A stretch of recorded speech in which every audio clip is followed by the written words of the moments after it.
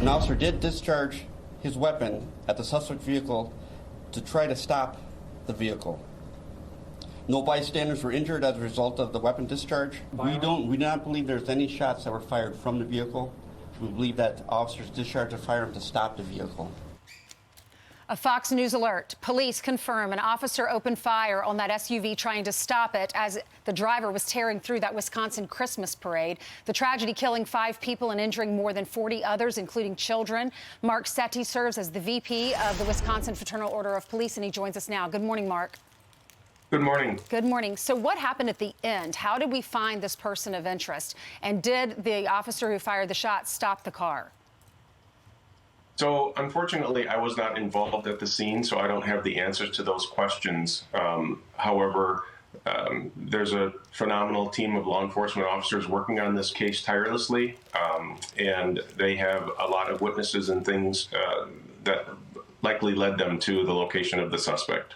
What's the reason for withholding the name of the person of interest, or why isn't that person a suspect yet? Sure. So I think that the terms person of interest and suspect are somewhat synonymous and can be interchanged. I don't have the reason as to why they chose to call the person a person of interest as opposed to a suspect. It's my understanding that the individual has been arrested, so I think one can infer that the person is a suspect. But the reason for withholding the information is to protect the investigation. There can be a lot of speculation and things going on about a person, and so keeping the name out of the media initially is helpful to the investigation. Yes, sir. I know they're going to have a press conference today. Do you know what time that will be held and what kind of information they'll divulge? Sure. It's my understanding that the press conference will be at 1 o'clock this afternoon.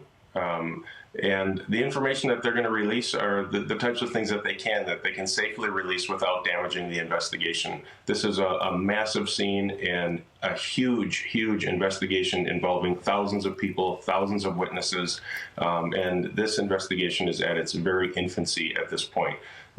So they will certainly release what they can, but they want to protect the integrity of the investigation. You know, Mark, y'all have gone through so much in Wisconsin over the last year, few weeks, definitely. This was a Christmas parade, and it's chilling when you watch the videos because I'm hearing jingle bells being played by the band, and you see all the children jumping up and down on the street, and we hear hot chocolate was spilled, and we hear, you know, bodies were, you see the video of people huddled over these crumpled bodies. From a personal standpoint, did you know anyone involved, or what is your reaction?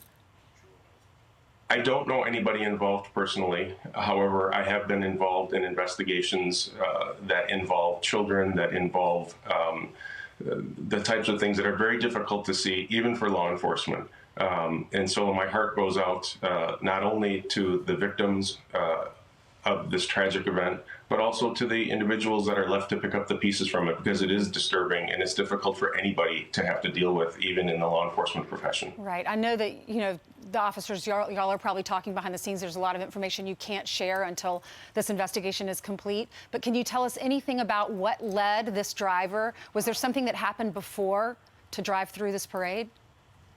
I don't know that information. And again, those are the types of things that our phenomenal staff of law enforcement are going to come up with. They'll pick up the pieces and they will get the answers in due time. I think it's also important to allow the investigation to play out. And I think it can be difficult, if not dangerous, for people to speculate a lot about what may have happened or what may not have happened.